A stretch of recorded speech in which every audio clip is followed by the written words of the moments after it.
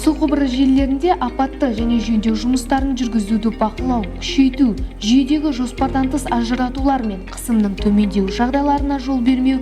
Мұндай қағидаттарды Су ресурстары маркетинг жауапкершілігі шектеулі серіктестігінің ұжымы басшылыққа алады. Әсіресе қазір жылдың ең ыстық мезгілінде ауа райы жағдайлары кәсіпорынның тиісті қызметтерімен бақыланады.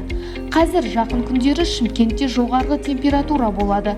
Сондықтан үздіксіз сумен жабдықтау өте маңызды. Дилгерлік ұйымдар, аудандық су арналары және пайдалану қызметтері орталық диспетчерлік қызмет күшейтілген режимде жұмыс істейді. Бөлімдер мен қызметтердің басшылары Су ресурстары маркетинг жауапкершілігі шектеулі серіктестігінің бас директорының орынбасарлары тұрақты байланыста. Апаттық жағдайлар туындаған жағдайда жауапты тұлғалар оларды жою және сумен жабдықтауды тұрақтандыру үшін шұғыл шаралар қабылдауы тиіс.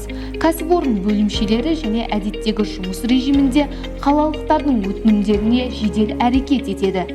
Су ресурстары маркетинг жауапкершілігі шектеулі серіктестігінің дилерлік қызметінің телефоны 32 12 74 878 110 21 21. Бізге Instagram және Facebook әлеуметтік желілері арқылы хабарласа аласыздар.